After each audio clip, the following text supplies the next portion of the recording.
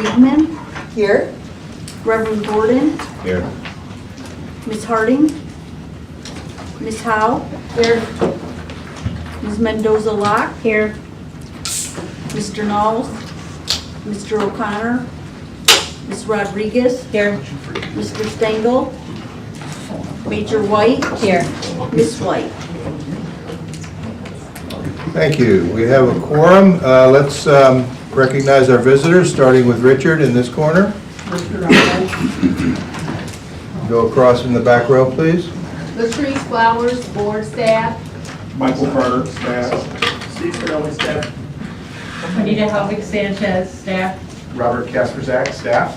Shannon Hitch, staff. Mary Schmidt, staff. Courtney Burrow, staff. Juan Duarte, team recovery. Matt Bell, team recovery. Great. Welcome to all of you. The first order of business is to review and approve the minutes from the last meeting that Christina chaired on August 1st. Any corrections, comments? Thank God you're back.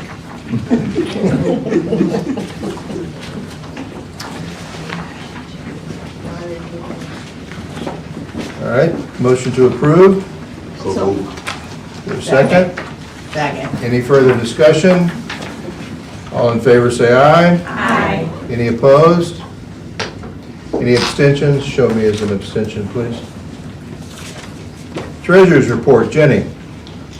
The financial statements for June, which is actually the full fiscal year 23, start on page 9. So like I said, this is the full fiscal year financial statements, so when you see it, you're going to see the May and June actuals because we didn't bring May to you yet. And then you're going to see July through June fiscal year to date actual, and then the fiscal year annual budget, and then the annual budget variance. On the local levy revenue for the year, we were very close to budget, as I had was telling you for the last couple months. On the federal revenue, we were under budget by $478,000, which was actually 94% of budget, which is very close as well. Most of that was due to the various SOAR, state opioid response, and SOS, state opioid and stimulant response grants. Those operate on a federal fiscal year, so they end at the end of September. So some of that was true underspending at the end of last federal fiscal year, so the end of September in 2022. Most of that was attributable to that. And then some of it was timing at this year, because when we budget for that, we budget it basically on a month-by-month basis. We take the whole amount, divide it by 12, budget it, that becomes the month budget. So, because it's not easy to say, this was your budget for the year, and it coincides with our fiscal year, since it's on a different federal fiscal year. On the state revenue, most of that variance was due to the Access to Wellness grant, which I had been telling you about throughout the year. The underspending there was about $390,000, and that program was just to get up and running through the year. Total revenue, we were at 97% of budget, which is actually very close considering our annual budget was $31 million. On the expenditure side, on the grant-funded program expenses, we were at 91% there. Most of that was due to the various SOAR grants, Access to Wellness, and some other federal and state grants that we had underspent and were able to carry over into the next year. We had about $600,000 in agency underspending, which was 3.6% of the grants for the year. This was actually very low in comparison to some of our recent years. Last year we were at about 5%. We had forecasted to be at 4%. I think 2 years ago we might have been also around the 5% range for agency underspending as well. In the purchase of service, we had underspending there, a bit higher than we had projected. We had projected to be underspent $500,000. Last year we had underspending at $700,000. This year we had underspending final at $875,000. And then in the other major variance there is the board administration expenses. Most of that was in salaries and health insurance, because some of our new positions were filled later than we anticipated. And we had budgeted for the new positions to all take family insurance, which is quite a bit more expensive than single. And most of them took single insurance. So it came in significantly less expensive than budgeted. Then I'm going to go to the balance sheet on page 10. So at the end of June, the changes for May and June, in cash, mostly that was due to the May grant payments we had going out, along with you approved the ZEF Capital Board designated funds of a little over $1.5 million. That was also paid in June. So you'll notice that also coincides with a decrease down in the fund balance line for the capital projects board designated. That decreased 1.89 million, 1.57 of that was ZEF's capital. In the accounts receivable lines and then all of the liabilities lines, excuse me, those pretty much were all regular year-end adjustments that we do. So we do, at the end of the year, we do all of the main accruals. So every single line we look at, we book accruals for. Throughout the year, we don't necessarily book, like, for example, accrued salaries. We don't book that every single pay period. We only do it at the end of the year. So that's why you see significant variances in May and June and changes in our balance sheet. And then down at the very bottom, our non-designated board fund balance at the end of the year is $16.687 million. And there are payments on pages 11 through 17. May and June were very busy months. And there is a motion on page 8. Are there any questions for Jenny?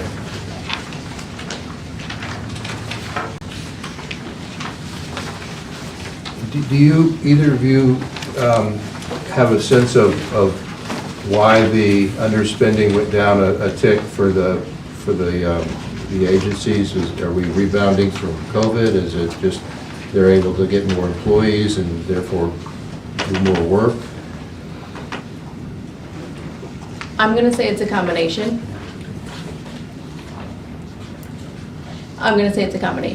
Yeah. I think, everybody's working hard at hiring staff and trying to retain staff, and they've made some adjustments. And We've tried to help them with that. we have. And I think there's probably some more we can do. And we'll talk about that, I think maybe in our executive and nominating committee meeting, when we see our next financial forecast. It's difficult when you have a $30 million budget to hit the number, right? Oh, I'm not Yeah. talking about that. I think it's great that it's going down, that more people are getting served. Yeah, and so, when I ran an agency and I got a little bit of money from the board, not judging, but there's no value in overspending your allocation, because there's no payoff for that. And so it's better to have a little bit of conservative and try and come in at the number or just below the number. So. Good. And just to quickly clarify, just because they had less underspending doesn't necessarily mean more people were being served. If things cost more, if you're paying people more, there could be a correlation, but not necessarily. Yeah. All right, there's a motion at the bottom of page 8 to accept the report. Is there anybody move? So moved. Is there a second? Second. Any further discussion? All in favor say aye. Aye. Any opposed? Any abstain? Motion carries. Jenny, you have the next one, the Lucas County budget. I do. This is on page 19. So the Lucas County pays all of our bills. So all of our financial, we have a budget that runs on a calendar year because they operate on a calendar year through Lucas County. we submitted our budget to them for calendar year 2024, and that is what you see on page 19. They actually moved up the deadline this year. Normally it's due in September. They moved it up to early August for us this year. So we had to do a little bit more estimating this year than we would normally have done, but we've got numbers there for you, and that is what we have submitted. Obviously, if you have questions, I'm open to answer them. On page 19, I'm going to quickly run through how it's set up and then some of the differences between 23 and 24, because you'll notice it's quite a big jump in some of the lines there. So the first column is 2022 actual calendar year final numbers. The next column is 2023 through the end of July actual numbers. Our 2023 calendar year budget, and then our 2024 budget that we submitted for approval, and then the last two are the variances between our 2024 and 2023. The first row there, the operating revenues, that would be our levy revenue. The next row, we kept that consistent with last year, just based on, we didn't have much more information to go on, so we kept that the same. The intergovernmental revenue line is our state revenue, along with our other contractual revenue that we receive for grants. So you can see that increased pretty significantly. We went from a budget of $14.4 million in 2023 to a budget of $23 million in 2024. That is due to, we included $7.5 million for Danny's Place and $1.25 million for City of Toledo ARPA funds. And then on the miscellaneous revenue, that's an increase of just $1,000. And we noticed an error there in the variance. It says, it's goofy because when it prints out of the county system, we have to do formulas and it got goofy, but it's actually an increase of $1,000. It says a decrease of 4%, but it's actually an increase of 4% in that line. But suffice it to say, the end result doesn't make a difference in our budget. It's just, that should be a negative 1,000 instead of a positive 1,000 there. In the expenditures section, the personnel,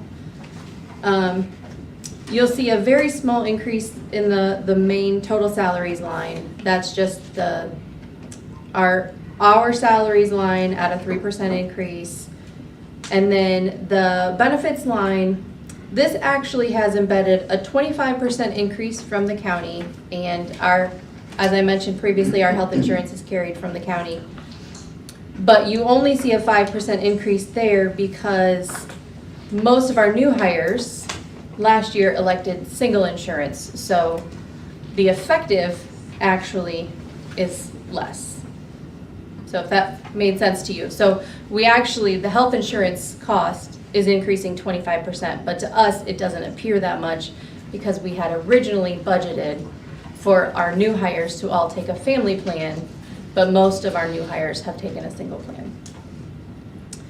In the non-personnel section, the charges and services, that is where the main bulk of our grants hit. You'll see that it goes from $30.3 million to $39 million. Again, that's mostly related to Danny's Place and ARPA, the City of Toledo ARPA funds. The other main increase in that section is under operating expenses.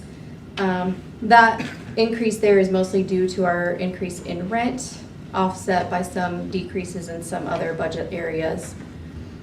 And then the last major increase in that section is capital outlay, and that is mostly due to ITP Phase 2 continuing software costs that we're expecting in calendar year 24. So you'll see we are expecting a net decrease to our fund balance of $1.7 million. And then the ending fund balance at the end of calendar year 24 to be just over $18 million. And there is a motion on page 18. Thanks. Any questions for Jenny about the county budget? Appreciate learning a new accounting term, goofy. All right, if there are no other questions, I entertain a motion to approve the budget, the 24 calendar budget. So moved. Is there a second? Second. Any further discussion? All in favor say aye. Aye. Any opposed? Any abstention? Motion carries. Phil, we are up to first half performance report, please. All right, so we're on page 20, and for those of you that might be streaming this, you can find the agency performance report at lcmhrsb.oh.gov. Under resources at the top ribbon, select that, and then you'll see a folder that says performance reports. All our performance reports can be found there. So we'll go ahead and turn to page 22 of the packet. And from now on, I'm just going to reference the page number of the report. So it's page number 2. So this is just a contents portion, and I'll kind of walk you through what this report looks like and give you an overview or an update on some sections throughout the report. It kind of starts with a macro level overview and gets granular throughout the report. On page 23, that's the priority outcomes framework. This is really that macro level view of what's going on in our community. The framework was developed back in 2018, and there are 6 domains within that priority outcomes framework, and all of our programs have to be aligned with at least one of the domains in order to be eligible for funding, for board funding. On page 24 and 25, that is where you will see it's kind of like basically a scorecard. And since you don't have the colored version of that, there are highlighted in the actual section, you'll see it's highlighted green, red, and yellow. Green is for the measure improved, red is for the measure progressed, and yellow is no change. So that can be found on the website version in color there. But I just wanted to give kind of a high-level overview of the Priority Outcomes Framework scorecard here. So you'll see an indicator name on the scorecard. That's what that particular metric is within the domain. So the domain at the top here says equitable access to behavioral health services. So that's the domain. In that domain, sometimes there might be one indicator or a set of indicators. So the first one, you'll see mental health providers, and you'll see a little number 10. If you go back to the resources page, you'll see that 10 corresponds with a particular website that data was taken from. Then there's an actual column. So you'll see 250 to 1, and the indicator descriptor column over there, it gives you a description of what that actual means. So it's the ratio of population of mental health providers. And then the next column is the report year. That's when that data was taken from. And I'm just going to give a high-level overview of a few of these indicators here. Adult suicide deaths. Those have continued to go down. In 2020, we had 74 adult suicides here in Lucas County. In 21, it was 71, and in 22, it was 65. So we're seeing those decrease. For the number of deaths for youth, we did see it was 2 for 2020, 2 for 2021, and we had an additional 1 for 2023, so we're at 3. There was one individual that did not have a date of birth listed. So there was a total of 69 deaths by suicide. Unintentional drug overdose deaths continue to go down. We had 259 in 2020. 2021 was 230, and in 2022, it's 225. But those numbers are not yet finalized. I reran the numbers today, and it's still sitting at 225, but it's still listed as not complete yet. Alcohol deaths have decreased by about half since 2020, which is great news as well. The not so great news, and not listed on this, that we're going to put in the unintentional drug overdose deaths is cocaine. So we've seen quite the increase in cocaine-related deaths. In 2020, it was 65, 2021, it decreased to 56, in 2022, it's 77. Now, these are related deaths, meaning that you can't add up cocaine, opiates, alcohol, and get to the number of 225 unintentional drug overdose deaths, as one person can fall in multiple categories for combined drug toxicity. And on page 25, you will see linkage to mental health services for homeless adults. That number was 56% of individuals identified with mental health disorder who receive mental health services. These are individuals identified from NPI's PATH team. 56% is quite an increase from previous years, as we were in the 30s for 21 and 20. So that's great news as well, as they're able to connect these homeless individuals to mental health treatment. So those are the big ones to hit on there for the priority outcomes framework. The next section here on page 6 is the agency performance. So now we're getting a little bit more granular here. And on page 7, you can see that at the half year, it appears that 84% of the programs are on track, which is comparable to the last reporting period.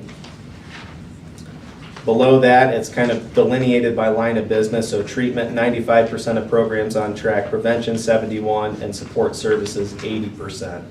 And then there's a little write-up as to what treatment services are, what support and prevention services are as well. And on page 8, you can see that there's a little chart here, and it says task reentry for the first one. That indicates that that program's not on track. So you can see the charts and the particular programs that are not on track at the half year.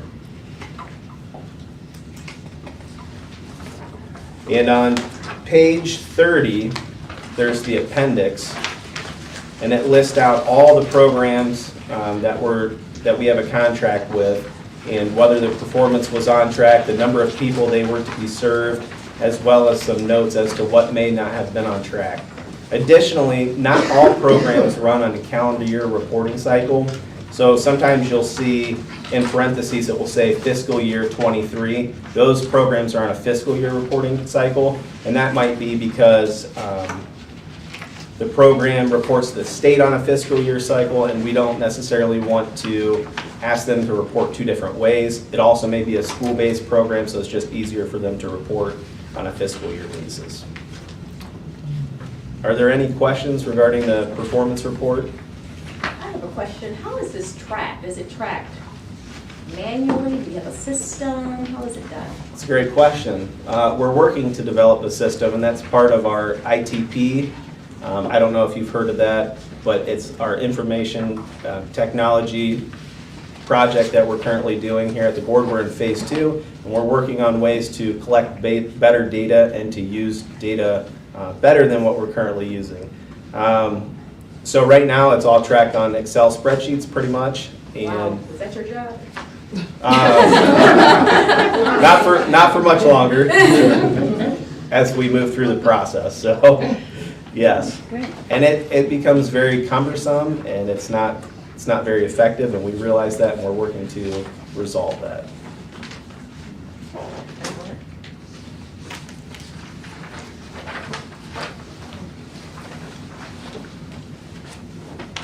Are there any other questions?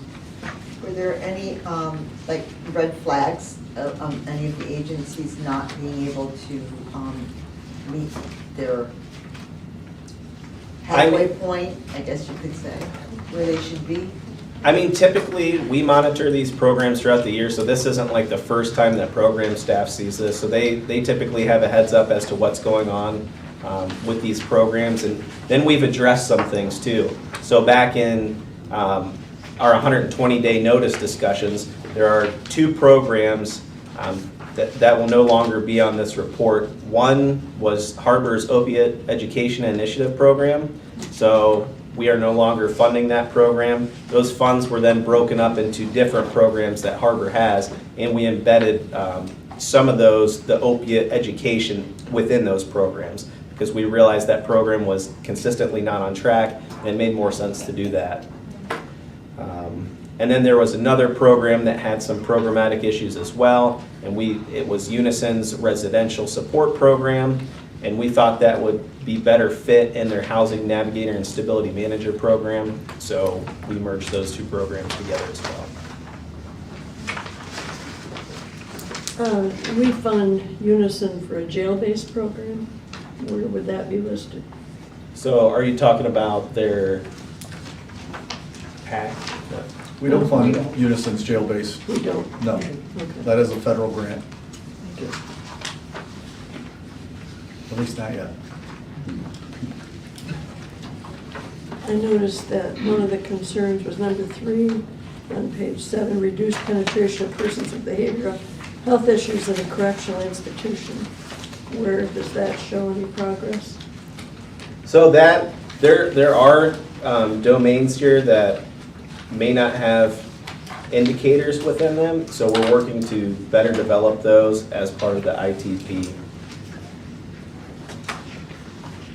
Yeah, last question I have, do we ever hear of any testimonials, real-life experiences as folks who have benefited from these, or do we only see numbers? No, we get qualitative and quantitative information, so oftentimes providers will submit like a story, a success story or something like that. And again, program staff meet with providers on a consistent basis, so they're always hearing different things. Sure.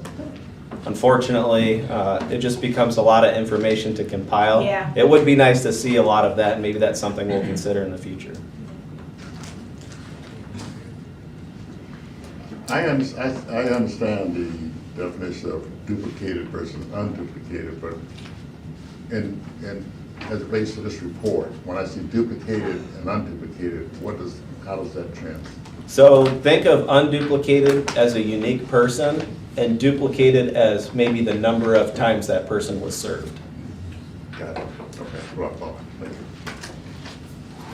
That's a suggestion for when we get involved with levies and campaigns, having testimonials to the extent that you can do it for people's identity, they feel protected and safe.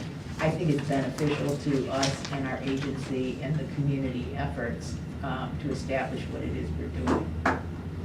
Yeah, yeah, I agree with that, because so much, I mean, we definitely need this, but a story is. Changes people's lives. Yeah, yeah. So what we may want to do at that time, I mean, this is obviously in the middle of reporting out, but maybe when it comes time for the levy and stuff like that, we can look at how we can incorporate those things. Good, okay. Any other comments or questions for Phil? Go report. Thank you. Thank you. Yeah, appreciate this. Lot of work. Every 6 months, Phil, it's very helpful, we appreciate it. All right, you have the next item as well, value-based purchasing update. All right, I'll take us back to 2019. Oh, no. That means we have COVID in front of us. No. So, and I will say that we have Mary and Courtney here from Zeph. And we're very appreciative for all the work that they do. With that said, value-based purchasing is off to a great start. Back in February, TBD Solutions came in, they gave the trustees an update. This past May, we executed a memorandum for $331,500 to be allocated to crisis services for value-based purchasing. Where that came from was CPES, which is the Community Psychiatric Emergency Services Report that was done by TBD Solutions as a recommendation for improving crisis services within our community. So that report as well could be found on our website. It's pretty lengthy. There was a lot of survey work they did. They hosted a lot of forums. And that was one of the recommendations from that report. And we wanted to move elements from that report forward, so this was our way of doing that.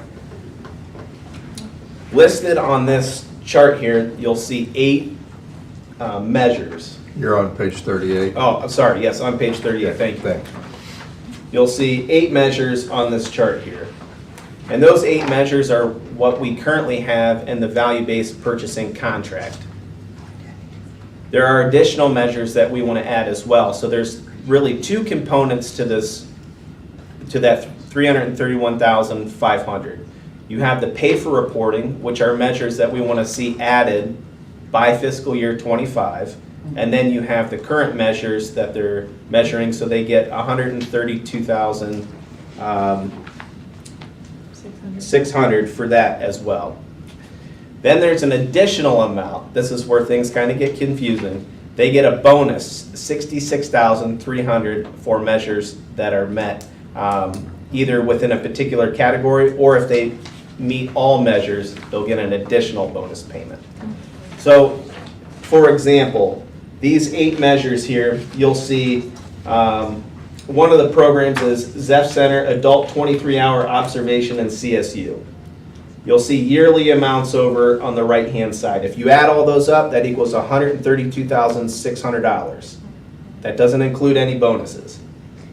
So if they hit all 4 of those measures on the 23-hour and CSU, then they get an additional bonus. Because not only did they meet each measure,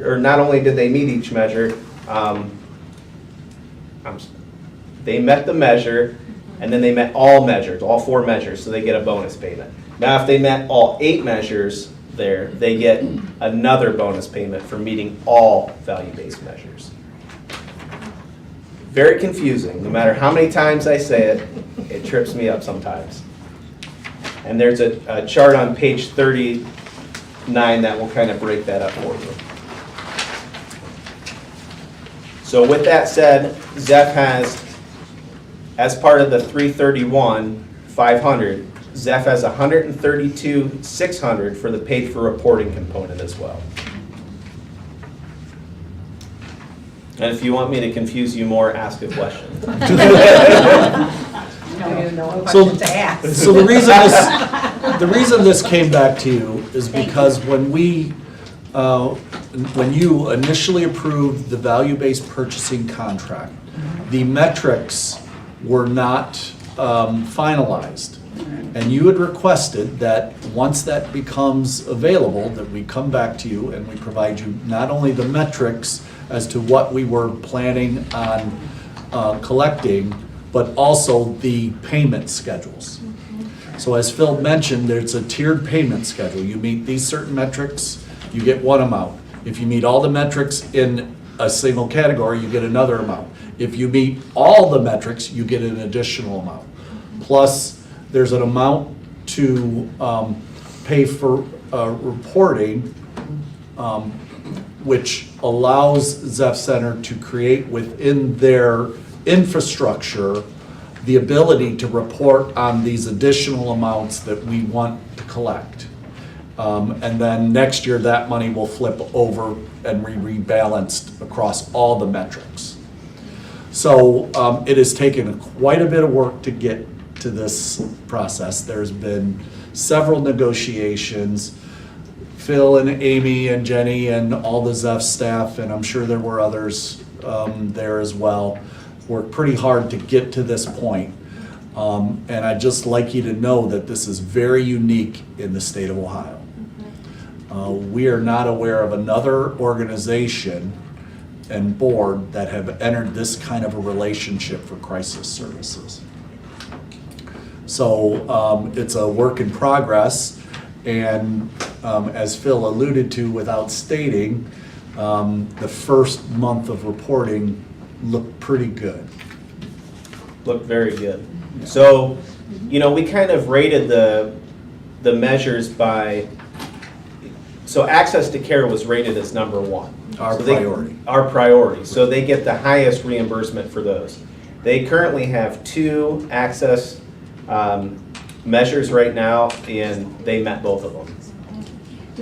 Do the agency like this? I'm sorry? Do the agencies like this? Well, it's only Zeph right now. Yeah, And but do they like it? I think it's too early. You look at those, I would not stay on camera. Is it too early to get their opinion? I don't think I would do that to them in a live meeting, but we'll certainly happy to feed. Okay. That's fine. Work in progress? Okay. Their crisis services are wonderful. The problem is they need to have about 3 more groups that can go out. They're working 24/7, I think. And I've had some really good luck and help placing people and getting somebody in a group home, and they went above and beyond. So, you know, their services are great, they just need more of them. What, We need to give them more money.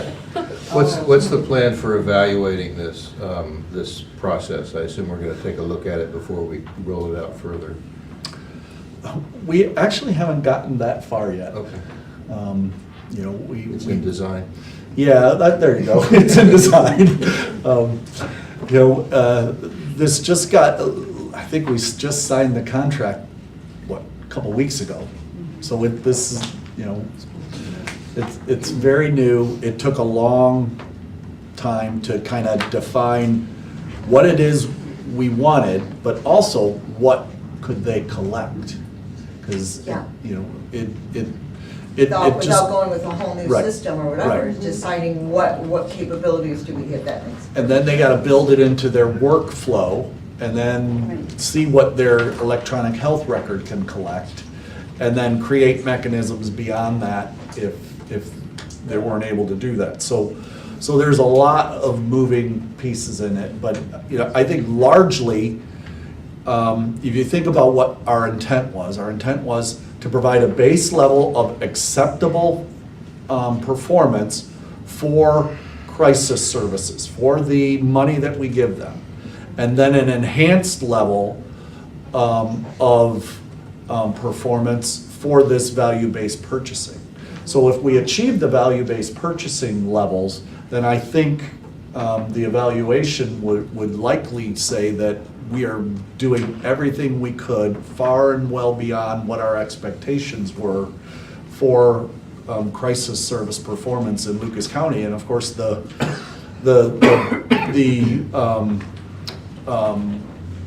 outcome is we have a healthier Lucas County, and we have higher performing crisis service. We have fewer deaths, less hospitalization, less emergency room visits, less criminal justice involvement, and more treatment success. So I think that you know, our experiences here could very well inform us as to how we roll this out in other venues. Of course, it means additional investment and additional monies, but you know, those discussions are well worth having into the future. Absolutely. So how long will the model, because it's a model basically, right? Mhm. How long do you plan on running it? Well, this is the first year, and I don't think, we haven't really had that discussion about should we continue it, but there's an awful lot of work in doing so to discontinue it after a year. Sure. It doesn't make sense to do that. I think you need to run this 3 to 5 years and, you know. We then started take with a another- 1-year contract. We started a 1-year contract, right? But I think it's everybody's expectation that this continue. Now, that doesn't mean it'll be the same metrics. That doesn't mean it won't need to be tweaked. It doesn't mean that the money should stay the same. Because, you know, it needs to evolve, and we won't know what that looks like in the first month. We might not know that in the 6 months, and of course, their experience might tell us that we need to move things differently. And for the record too, this isn't all the metrics that they're giving us. Okay. Yeah. They give us quite a bit. Well, I'd like to thank Zach for helping to collaborate with us on this project and allowing us the opportunity to not, to make Lucas County, a home of mental wellness. But, hopefully, whenever you're doing something new that hasn't been done, you're setting a standard for other people, and hopefully other communities will adopt this. So thank you, Zeph, for collaborating with us on our mission to being the premier system in the country. We've had the opportunity to talk a lot about Zeph. I'd like to give Zeph an opportunity to say a few things if you have any response or just to give your thoughts about how it's going. Yeah, I think that it has been a lot of really good collaboration to hear to bring our experience and then to hear from the board what's important when we're collecting information, what kinds of things can we use to do better. And so that's been the biggest thing about what are we going to collect. We don't want to just collect things to collect it. We want to collect it because we want to do better. So we appreciate the opportunity to do that and look forward to continuing to work together. Thank you. Great, thank you. And Courtney will be signing autographs after the show. $5 apiece. You may recognize her from film and screen. All right, any other questions, comments on Phil's report? Good, thank you. All right, Amy, you're up next. Hi, everyone. I am on page 39 in the board packet, the Ohio Mass Access to Wellness Funds allocation. For fiscal year 24, Ohio Mass has allocated $632,500 to Lucas County for the Access to Wellness Program, which is formerly known as the Multi-System Adult Program. So this program is for adults who are involved in multiple systems, and the funds can be used for treatment when there is no payer source or other recovery supports. Those items are all defined by Ohio Mass. Each eligible individual can receive up to $8,000 to cover the cost of those services, or there's more funding available through an appeal process if that is necessary as well. So in the very beginning of this program, which was 2 years ago, I believe now, eligibility was only 2 hospitalizations, 2 psychiatric hospitalizations in a 12-month period, and then multi-system involved. But like many programs, as they are operating and evolve, Ohio Mass has changed the eligibility to expand it. So the list of bullet points on page 39 and then over to page 40 actually define better eligibility for an adult person who can access these funds. So it's not just 2 hospitalizations, but it also includes crisis stabilization admissions, and then it also takes into account criminal justice involvement as well. So as you may remember from last year, we contracted with ABLE, who provided a program coordinator to kind of take over the oversight of the Access Wellness Program. They had a really hard time hiring somebody for that. They did eventually hire someone, but towards the end of this fiscal year, that person has actually resigned. So ABLE contacted us in June to notify us of their intent to not renew the contract. It was just staffing issues were the primary reason. It was just a hard program for them to fund. So moving into fiscal year 24, board staff specifically within my department are going to provide the oversight for Access to Wellness. So it will not provide any, there will not be any interruptions to assessing accessing the funds for eligible individuals. It will now just be brought in-house versus having that program coordinator through ABLE. So similar to what we did last year, any of our treatment or recovery support providers are eligible to contract with us to access the funds, including the Lucas County Guardianship Services Board. And new also throughout the year from coming down from Ohio Mass, participating agencies can also access administrative costs to supplement the administrative burden that these programs sometimes provide to agencies. So, in the middle of page 40, there is a motion for your consideration to accept the allocation from Ohio Mass and then authorizing us to, authorizing the board to develop a pool of funds to be established for state fiscal year '24. So I am happy to take any questions. Any questions for Amy about this program? Or Is the this motion? a payee type concept? I mean, It's reimbursement, so the agencies kind of have to front the cost of the service, and then we have a protocol in place for them to get reimbursed. so the individual would connect with an agency, Yes, yes. and then the agency then would take on the responsibilities of it and get reimbursed for up to this amount if they. Correct, yeah. And we do that because of timing, right? Usually when somebody comes into this project, the need is immediate. We don't have the ability to pay an external vendor immediately. So they do it and then we reimburse them. Thank you. This isn't the opportunity project that isn't gonna. Nope, Okay. it is not. Thank you. But we do work very closely with them. Internally, what we're gonna be doing, the staff is gonna be doing is basically paying the reimbursables? Is that what the program? staff will I'm be trying to wrap my brain actually, around. so we'll be kind of providing coordination for the program. So, and it ties in very much with some of the other initiatives that we're doing. So the agencies will identify a person who meets the eligibility criteria. They will identify recovery support that the person could utilize to help remove barriers to their recovery. They will then run that past our staff who will approve it, and then the agency will pay for the recovery support and then submit reimbursement to us.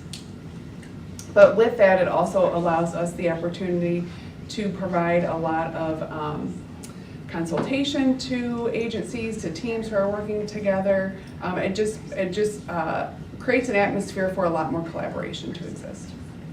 Awesome, okay, great. And is it $8,000? I thought I heard you say up to $8,000. Up to $8,000 per individual. Okay, so if they go to if you have one individual who's utilizing services from multiple agencies, then we're somehow tracking? We would know that, yes, we Okay. would know that. Do you have a sense of whether the expansion of eligibility criteria may result in us getting through all the money, spending it all, as opposed to, you think we will? Yeah. It could, yeah. In the beginning, many counties who participate in this identified a lot of individuals weren't able to access the funds because of how strict the guidelines were. So it has definitely opened it up to be available for more folks. That's great, good. All right, any other questions for Amy? We have a motion to accept the allocation? There was one more question. Oh, I'm sorry. Oh, no, I'm ready to move. Okay. Yeah. Is there a second? Right, here's a second. All right, we have a motion, we have a motion and a second to approve the motion of the accept the allocation. It's in the middle of page 40. Any other discussion? All in favor say aye. Aye. Any opposed? Any abstentions? Motion carries. Continue on, Amy. The second half of page 40, the DYS Aftercare Program. This program has been around for many, many years. I believe it's always been with TASC for 20 plus years. It is an allocation that the board receives from Ohio Mass. They dictate the amount of money, which is the same as last year's amount, $141,704. Comes to us, we then contract with TASC of Northwest Ohio to provide intensive case management services for youth who are returning from the Ohio Department of Youth Services facilities. So it's youth who have been adjudicated through juvenile court who then get sent to youth prison, if you will.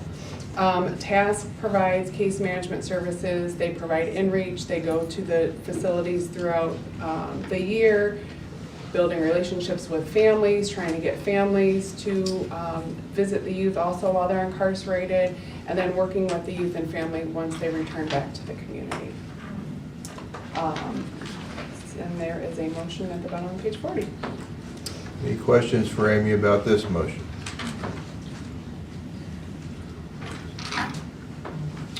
Do we have a motion to approve? I move. There's a motion and a second. Any further discussion? All in favor, say aye. Aye. Any opposed? Any abstentions? Show me as an abstention, please.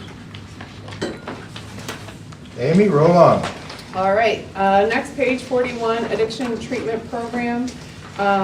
These are funds allocated to boards also through Ohio Mass for specialty dockets. So locally, we have the family drug court docket through juvenile court, as well as the adult drug court docket through Lucas County Common Pleas Court.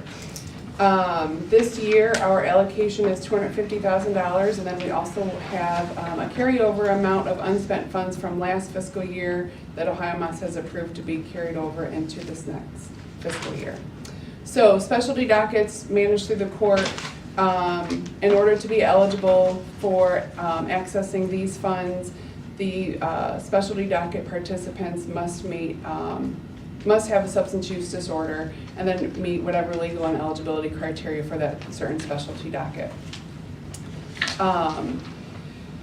For us, Lucas County Common Pleas Court implements and oversees the recovery support reimbursements for adult treatment court docket, and then TASC provides that same oversight for the family drug court docket. So basically very similar to the multi-system adult funds, addiction treatment program funds can be used to cover the cost of treatment when there is no other payer source, as well as other recovery supports that create barriers for a person's recovery.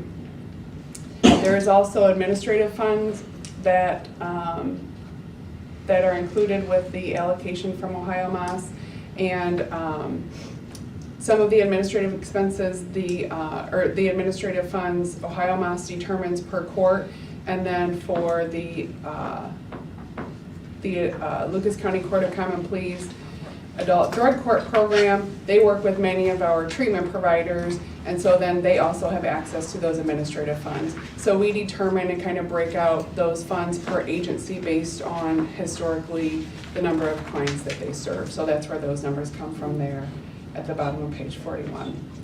So there is a motion for you to consider accepting the allocation from Ohio Mass for the fiscal year of $250,000, including the carryover amount of $163,101.66, for the total amount of $413,101.66. Any questions? Any discussion? Is there a motion? I'll move.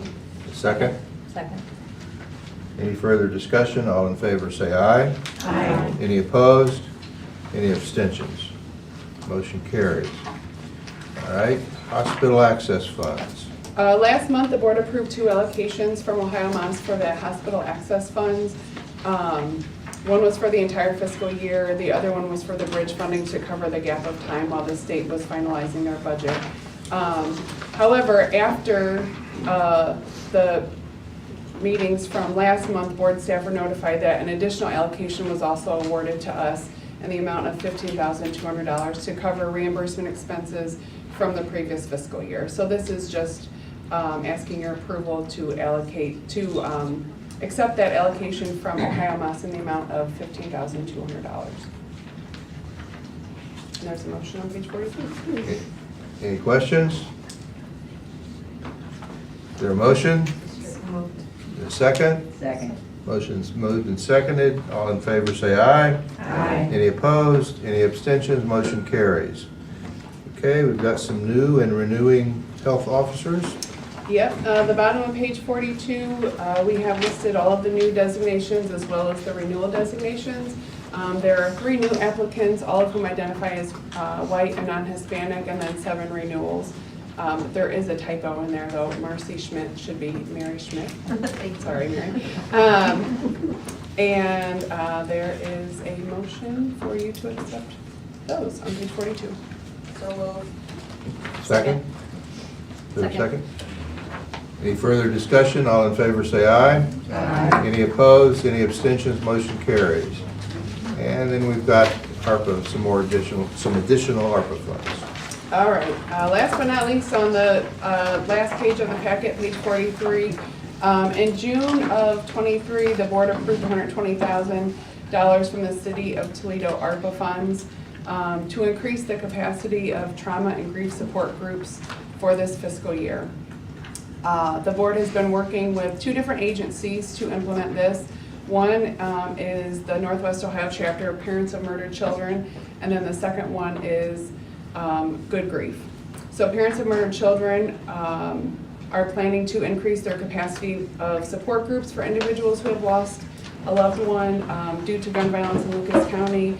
And then we'll also utilize the funds for their ongoing operations, training, and recruitment of volunteers that they have for those support groups. And then our initial conversation was with them, as they are a new agency for us. They're a very, very grassroots organization here in Lucas County. But we wanted to make sure that whatever their needs were and these funds could account for that was available. So working with them, they provided a budget of $15,000 for the ARPA funds to help with their expansion. And then following our board policy, because it's less than $25,000, we don't have to have board approval for that amount. Good Grief, on the other hand, will then use the remaining amount, and Good Grief is planning to expand their supportive services while working closely with students in school. So they're planning to expand their reach in many local TPS and other charter schools in the area, while specifically targeting children, students who have been impacted by local violence. So their budget is $105,000. So the motion on page 43 is to approve the $105,000 from the City of Toledo ARPA funds for Good Grief of Northwest Ohio to increase their capacity. So just for clarification, the board has already approved $120,000 in ARPA funds for the purpose of trauma and grief support, and now you're coming to us to explain how, and get approval for how you want to spend it. Correct, Okay. yes. All right. Any questions, comments? Is there a motion? Second? Motion's moved and seconded. All in favor say aye. Aye. Any opposed? Any abstention? Motion carries. Thanks, Amy. Okay, open session. Richard, Did have we your do hand health up. officers? We did. Where was I? I'm like, what happened? I know, we moved. Was I yawning?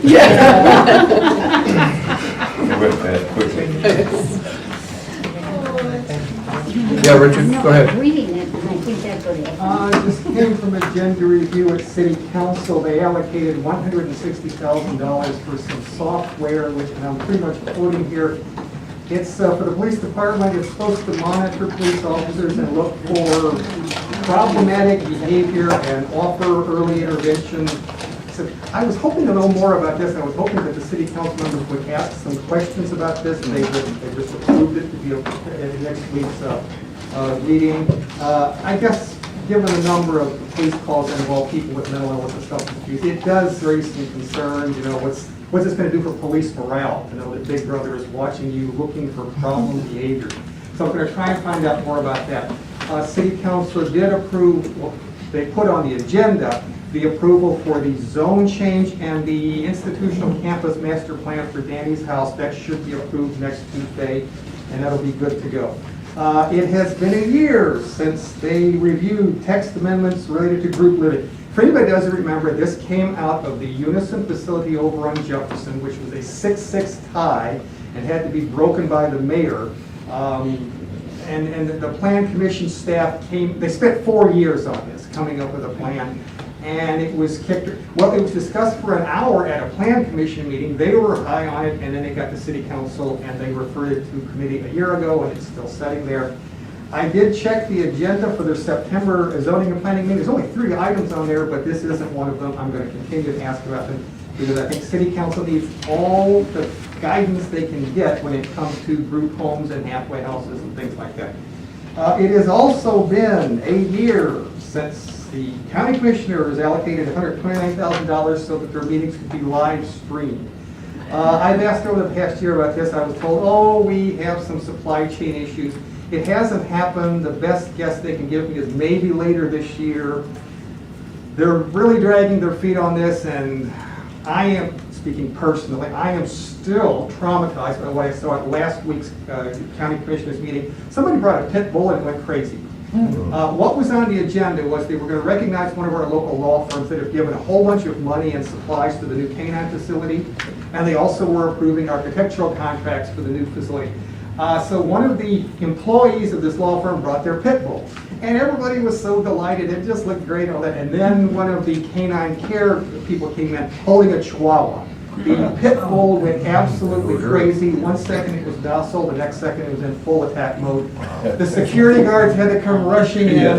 The owner attempted to pull it out using the leash and could not. Had to pick up this dog that was flopping and squirming and barking and rush it out the door. Had she not been able to do that, I'm sure it would have attacked the chihuahua. Probably would have killed it. I did talk to the county commissioners. Can we avoid this in the future? Let's try not to have 2 dogs in the same meeting. It's not uncommon for canines to bring a shelter dog, but nobody approved this pit bull. This wasn't a shelter dog, and this wasn't a service dog. This was somebody's pet. And so I'm sure the county commissioners would not have wanted that in a meeting that was live streamed. So I'm going to continue. Like I said, it's been a year since we approved the $129,000. So it's a good thing they're not live streaming. You would have been on the. There's a lot going on. Thank you, Richard. Matt, you asked to be recognized. Sure, yeah, I'll make this very, very quick. I just also wanted to say. Identify yourself again. Matt Bowell, Team Recovery. Thank you. I wanted to say thank you to Zep Center as well. We utilize their crisis services a lot through Team Recovery, and I think we know each other on a first name basis at this point, and it's phenomenal. It's seeing things on the line item and on the budget and approving it and not seeing it work firsthand, I think sometimes is difficult to do, but it's needed, and they do a great job. So I just wanted to say that and say thank you to you guys. And also, somebody in recovery, getting an example of somebody in here. I went to rehab 28 times in October of 2015. I went for the last time, and I did not have health insurance, and this board funded my treatment stay at Zep Center again. And I think I had my own line item in the budget at that point because of how many times I went. But if it weren't for you all doing what you do, I wouldn't have 8 years clean today. So I appreciate everything that you guys do and the agencies that are in the community. I just wanted to say thank you to you guys. Congratulations.